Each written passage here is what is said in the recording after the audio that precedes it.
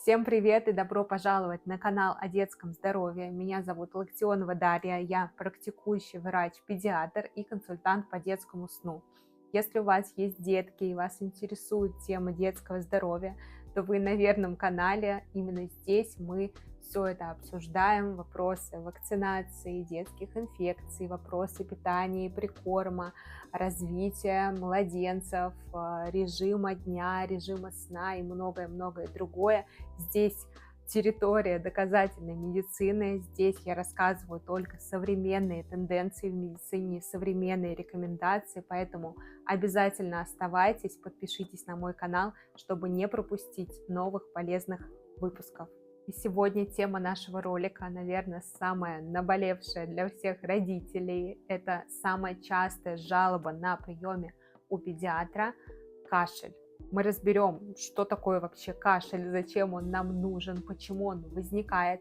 Разберем самые популярные лекарства от кашля, какие можно применять, какие лучше никогда не давать детям. И также в конце ролика я отвечу на самые популярные вопросы о кашле среди моих подписчиков, которые вы мне задавали.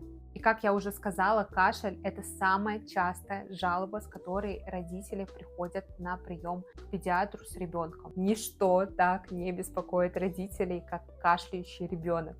И практически каждая мама лечила кашель ребенку, и в принципе любой человек хоть раз в жизни лечил кашель себе или кому-то из членов семьи. Это могут быть какие-то народные методы, там горчичники, мед с редькой, раньше ставили банки на спину или какие-то лекарственные препараты пили, которых огромное количество в аптеках, что глаза разбегаются и не знаешь, какой все-таки препарат от кашля выбрать.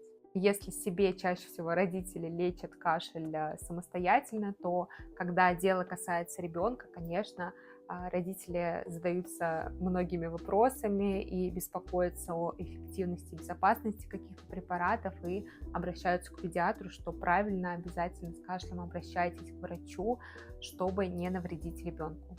И что же такое кашель? Кашель – это защитный рефлекторный механизм, который необходим для очищения дыхательных путей от инородных предметов, которые могут попасть в дыхательные пути, да, когда, например, человек или ребенок подавился, мы кашляем, или от слизи, которая образуется в дыхательных путях в процессе воспаления, да, на фоне болезней, ОРВИ, бронхитов, пневмонии и других болезней.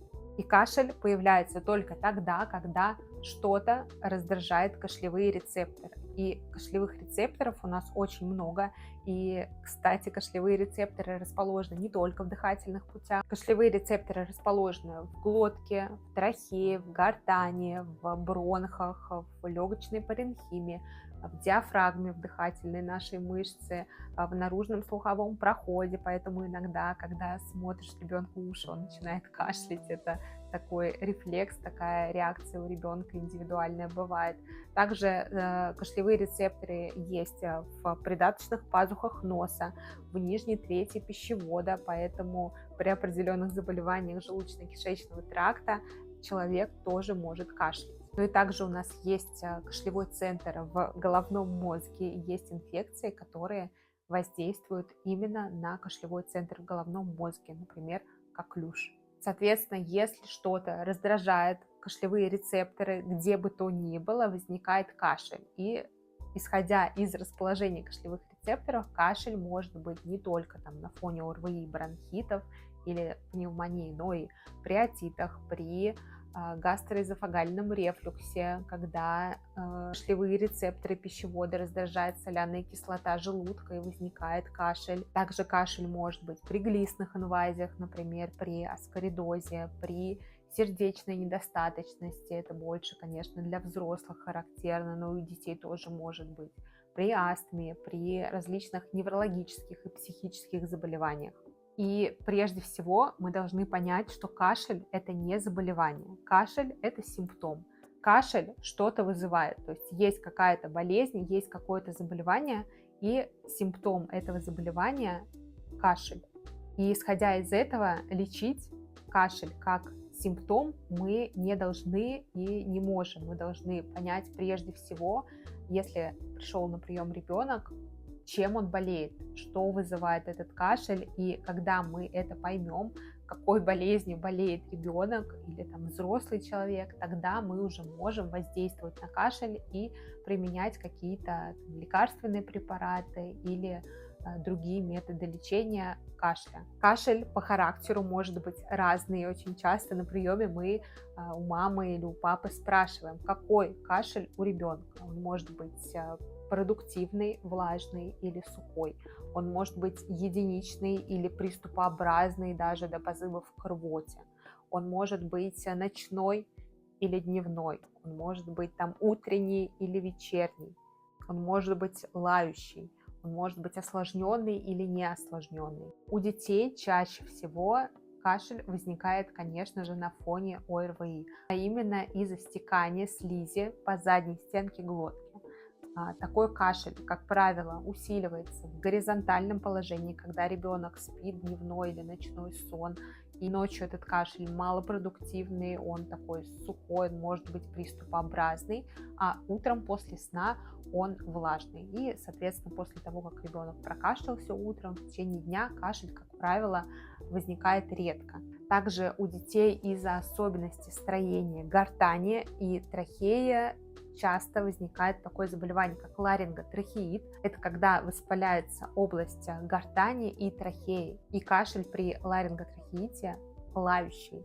И если вы хоть раз в жизни услышите такой кашель, вы уже его ни с чем не спутаете. Он очень похож на лай собаки. И давайте послушаем, кстати.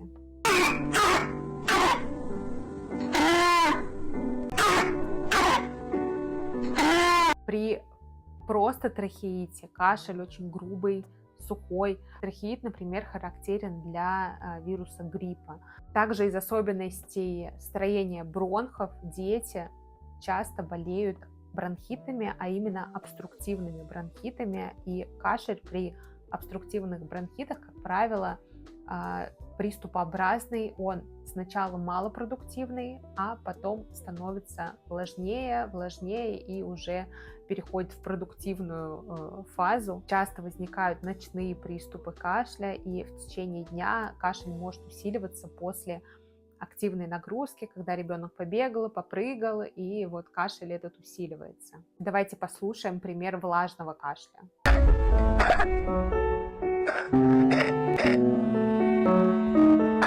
Я знаю, что многие родители не различают, что такое влажный кашель, что такое сухой, как вот они слышатся, поэтому я специально добавила вот эти вот аудио вставки, чтобы вы могли на слух их различить. А также, если вы не можете понять, какой там сухой или влажный, очень многие родители записывают на диктофон или на видео, когда ребенок кашляет, и иногда это очень помогает врачу на приеме. Что касается пневмонии, то кашель при пневмонии может быть абсолютно любой, и сухой, и влажный, и приступообразный, единичный. Это зависит от возбудителя, от степени тяжести этой пневмонии, поэтому при пневмонии кашель может быть вообще абсолютно любой. К сожалению, какого-то универсального способа лечения кашля нету. Как я уже сказала, кашель – это не самостоятельное заболевание, кашель – это симптом какого-то заболевания. Да? Это может быть ОРВИ и сопли, и слизь течет по задней стенке глотки, соответственно, надо лечить насморк, и насморк пройдет, и кашель пройдет. Кашель может быть при фарингите и боли в горле, да? И, соответственно, надо лечить горло, и кашель пройдет.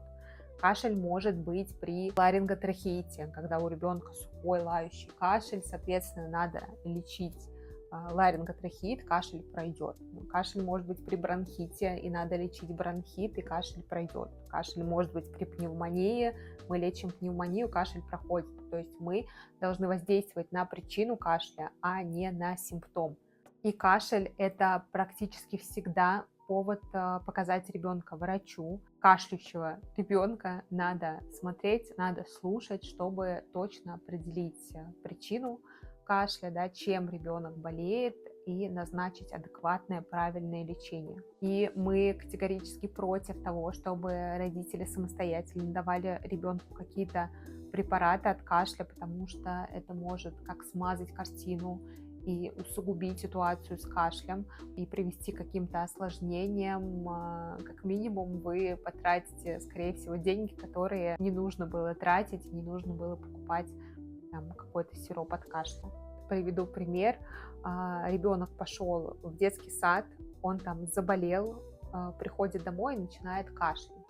И мама хочет ребенку помочь, маму можно понять, я маму понимаю, что она хочет ребенку как-то кашель облегчить, и что она делает? Она идет в аптеку, спрашивает посоветовать ей какой-то препарат от кашля, и ей дают, например, какой-нибудь амброксол. Амброксол – это препарат муколитик, он относится к отхаркивающим, да, это муколитик и отхаркивающий препарат, который разжижает мокроту, увеличивает ее количество. И после приема этого препарата ребенок будет кашлять не только не меньше, он будет кашлять еще больше. И как максимум они придут на следующий день к врачу уже с обструктивным бронхитом, и, не дай бог, этот ребенок уйдет в какое-то осложнение. Даже один прием отхаркивающего препарата и муколитика может очень сильно усугубить ситуацию. Поэтому, пожалуйста, не занимайтесь самолечением, и если вас беспокоит кашель, то обращайтесь к врачу на осмотр. А если вы хотите знать больше информации про кашель, ОРВИ и другие сферы детского здоровья, то я приглашаю вас в свой клуб для мам. Это целая библиотека современных знаний для современных мам, где собрано огромное количество полезной информации, разделенные на разные блоки. Там есть тема ОРВИ с моим 4-часовым вебинаром по этой теме, вопросы грудного вскармливания, аллергий, вакцинации детских инфекций, вопросы питания, запоры и многое-многое другое. И самое ценное, что в моем клубе вы можете задавать вопросы лично мне неограниченное количество раз, и я с радостью отвечу и помогу вам. Также в клубе мы регулярно проводим прямые эфиры с различными узкими специалистами на актуальные для вас темы, и все прямые эфиры сохраняются, и вы можете в любой момент к ним вернуться и пересмотреть. Переходите по ссылке в описании к этому ролику и присоединяйтесь в наше дружное волшебное комьюнити. Когда обязательно надо показать ребенка врачу? Бывает такое, что кашель влажный, продуктивный, очень-очень редкий. Допустим, ребенок себя чувствует хорошо, у него нет температуры, у него какие-то сопли. Вот он утром проснулся, чуть-чуть покашлял, и все. Дальше он в течение дня бегает, прыгает. В принципе, его ничего больше не беспокоит. В принципе, такой кашель можно наблюдать самостоятельно, да, и ничего ребенку не давать, промывать нос. Но бывают ситуации, когда ребенка обязательно надо показать врачу как можно скорее, чтобы поставить диагноз и начать вовремя лечение. Какие это ситуации? Во-первых, если кашель мучительный, он мешает ребенку жить, он мешает ребенку спать, есть, то есть ребенок не может нормально существовать из-за кашля. Во-вторых, это кашель приступообразный, когда ребенок кашляет приступами, не может остановиться и вплоть до позывов к рвоте или до рвоты кашляет. Это тоже обязательный повод показать ребенка врачу. Если вы видите, что у ребенка одышка, это учащение частоты дыхания.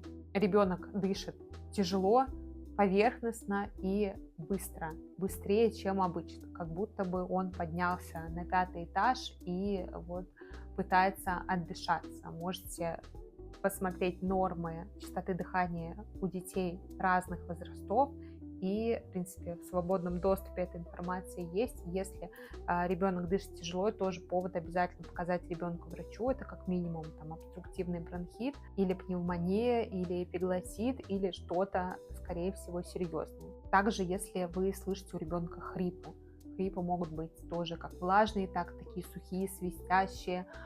Если ребенок дышит как-то странно, как-то шумно, это тоже обязательный повод показать ребенка врачу как можно скорее.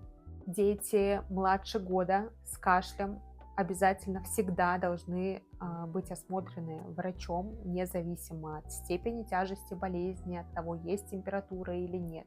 И также, если кашель в принципе не сильный, он не мучительный, не приступообразный, но прошла уже неделя и нету никакой положительной динамики, то это тоже повод показать ребенка врачу. И спросите вы, ну чем же тогда лечить этот кашель? Существует несколько групп препаратов, которые назначаются при кашле. Какие это препараты? Ну, в первую очередь, наши любимые муколитики, отхаркивающие. Эти препараты разжижают мокроту и увеличивают ее количество. Представьте, что вы готовите картофельное пюре, и оно получилось достаточно густое, и вы хотите пожиже. И вы добавляете туда воды, и, соответственно, пюрешка становится более жидкая, и в объеме ее становится побольше. Вот также работают муколитики. Они разжижают мокроту и увеличивают ее количество за счет добавления туда воды. Дыхательная мускулатура у детей до 5-6 лет очень слабая, и дети, они не кашляют так, как взрослые, они не могут сформировать достаточный кашлевой толчок, чтобы эту мокроту выкашлять. Соответственно, если мы будем увеличивать ее количество и делать ее более жидкой, ребенку потребуется больше времени и больше сил, чтобы эту мокроту выкашливать.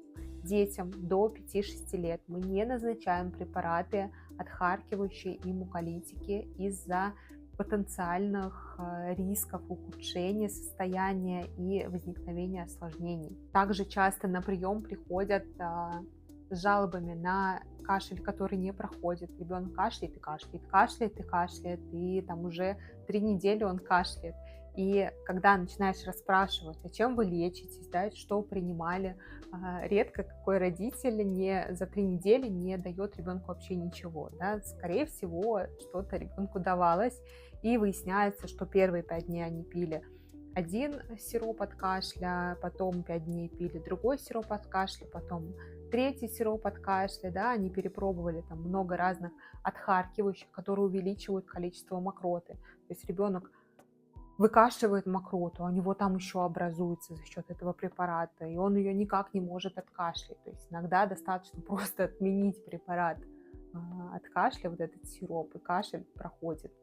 Также есть противокашлевые препараты. Это препараты, которые просто блокируют кашлевой вот этот рефлекс. Они могут блокировать его там, где кашлевые рецепторы вот в дыхательных путях, либо блокируют его в головном мозге. Эти препараты мы также стараемся у детей не использовать, потому что ребенок и так не особо хорошо кашляет, да, если мы заблокируем кашлевой вот этот центр или кашлевые рецепторы, то ребенок вообще не будет кашлять, и есть риск того, что мокрота там будет застаиваться. Но эти препараты используются тогда, когда кашель мучительный, он вообще не дает покоя ребенку, да, и, например, как при коклюше, и ничего особо мы сделать не можем при коклюше, когда уже вот возникает такой приступообразный кашель мучительный, и кроме как противокашлевыми его пытаться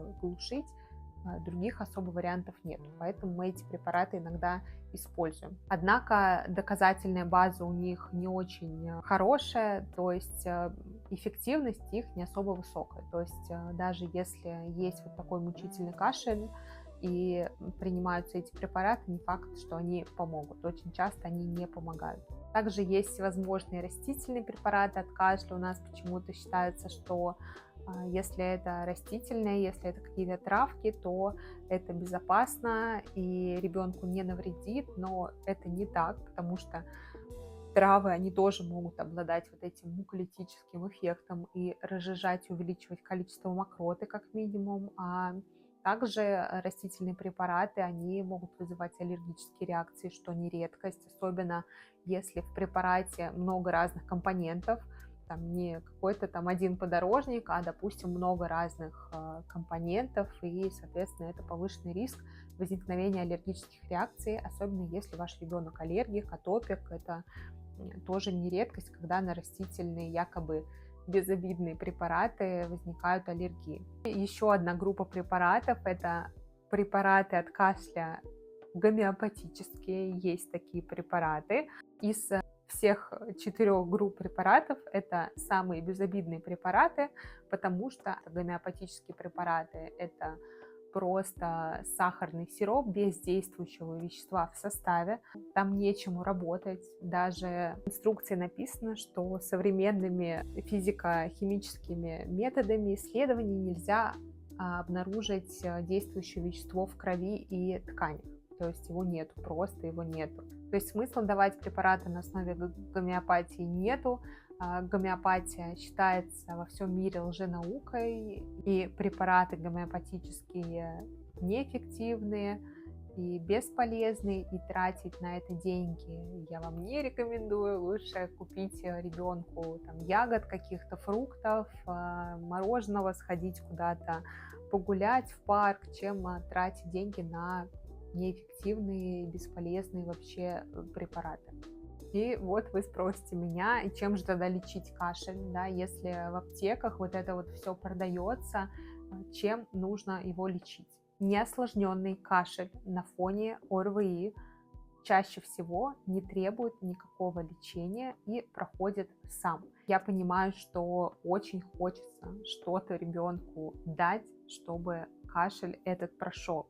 Но если это кашель не мучительный, не частый, он не вызван какими-то более серьезными заболеваниями, чем просто ОРВИ, чем просто сопли, там, и постназальный вот этот затек, какие-то препараты дополнительные именно, чтобы воздействовать на кашель, не надо ребенку давать. Что работает при любом кашле? Во-первых, это обильное питье. Доказано в исследованиях, что обильное питье и достаточное количество жидкости, оно тоже разжижает мокроту и облегчает ее отхождение. Но в отличие от отхаркивающих муколитиков, этот процесс безопасный, не приведет к каким-то осложнениям. Чтобы кашель прошел быстрее и ребенок чувствовал себя лучше, ребенка нужно поить жидкостью и создать комфортный микроклимат в квартире.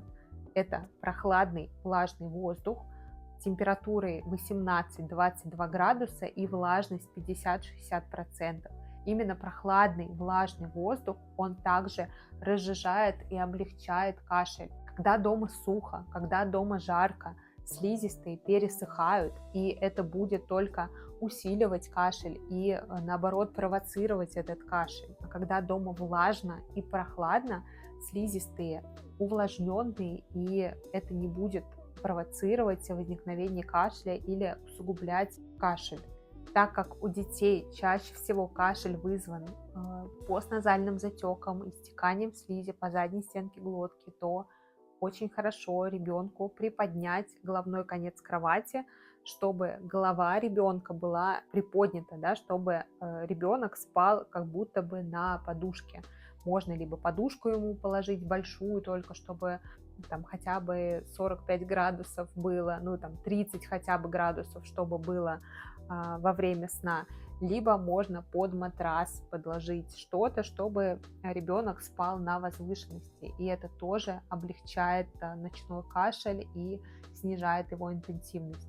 Детям старше года можно облегчить кашель при помощи меда. Мед обладает доказанным противокашлевым действием, но даем мы только детям старше года, потому что у детей младше года мед может вызвать ботулизм. Также, если у ребенка есть насморк, а мы знаем, что самой частой причиной кашля является постназальный затек, чтобы облегчить кашель, надо промывать нос и следить, чтобы нос был чистый. Если у вас кашель усиливается в горизонтальном положении ночью, то перед сном надо ребенку промыть нос, и это уменьшит интенсивность кашля. То есть обильно поим ребенка, создаем хороший, правильный, комфортный микроклимат в квартире, прохладный влажный воздух, температура 18-22 градуса и влажность 50-60%. Приподнимаем головной конец кровати, кладем под голову подушку или под матрас что-то кладем, чтобы ребенок спал на возвышенности. Промываем нос ребенку, потому что самой частой причиной кашля у детей это течение слизи по задней стенке. Детям старше года можно дать чайную ложку меда, а необходимость других препаратов уже определяется на приеме у врача. То есть другие препараты мы не рекомендуем давать детям без осмотра врача.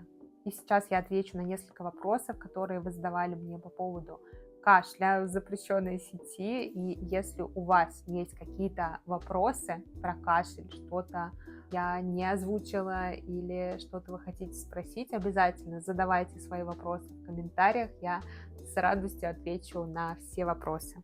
Так, можно ли понять или есть разница, это кашель аллергический или кашель, вызванный болезнью, вирусами или бактериями? Иногда действительно кашель может быть аллергический, но это все-таки большая редкость. Чаще всего все-таки кашель, вызванный какими-то вирусами или бактериями.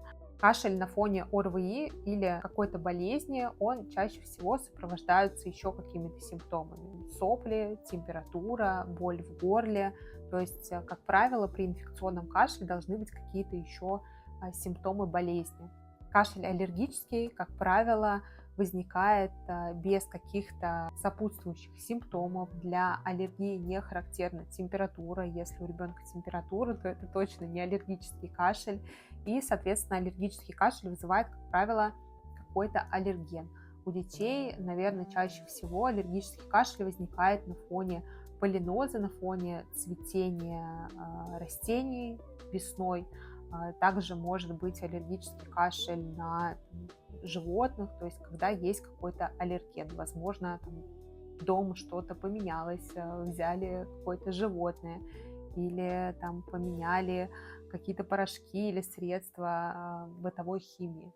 Тут надо разбираться с врачом. Можно ли с кашлем гулять и почему после прогулки кашель может усилиться?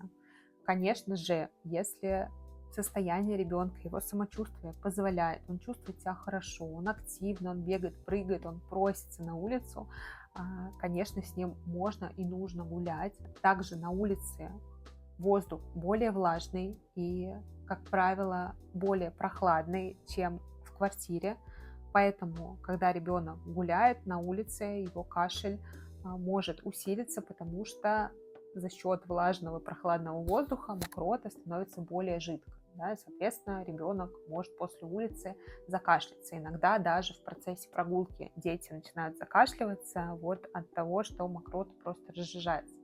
Тот же самый эффект можно получить, когда вы ребенка с кашлем, например, купаете. Купаться тоже можно на фоне болезни, если ребенок чувствует себя хорошо. Можно там его искупать, и после купания ребенок тоже может дать такой эффект в виде усиления кашля, потому что влажность в ванной там 100%, да, приближена к этой цифре, и, соответственно, слизистые увлажняются, мокрота разжижается, и ребенок начинает усиленно ее откашливать. Вот и все. Ребенок кашляет в горизонтальном положении уже несколько месяцев. Что это может быть? Наверное, самые частые причины кашля в горизонтальном положении у детей – это на фоне гипертрофии аденоидов, но тогда, как правило, у ребенка есть заложенность носа, ночной храп, ребенок там гнусавит, есть синдром обструктивного апноэ сна, когда ребенок ночью начинает задыхаться и задерживать дыхание. И у ребенка на фоне гипертрофии аденоидов течет слизь по задней стенке, поэтому он кашляет. И должны быть какие-то другие симптомы, помимо вот этого ночного кашля. А также у детей достаточно частая причина ночного кашля или кашля в горизонтальном положении – это гастроэзофагальный рефлюкс, когда идет заброс кислого содержимого желудка в пищевод и в глотку, и вот эта соляная кислота, она раздражает кашлевые рецепторы и слизистую, и ребенок начинает кашлять, но при рефлюксе кашель малопродуктивный, он такой, похожий на першение, он также может усиливаться после еды. Ребенок в течение дня также может ходить и кекать, да, вот так вот может делать. Это тоже характерно для рефлюкса. То есть если кашель без каких-либо других симптомов, я бы, возможно, подозревала бы рефлюкс. Но тут, опять же, надо разбираться очно и смотреть ребенка. Если кашель уже длительный, он несколько месяцев, то это обязательный повод показать ребенка к врачу.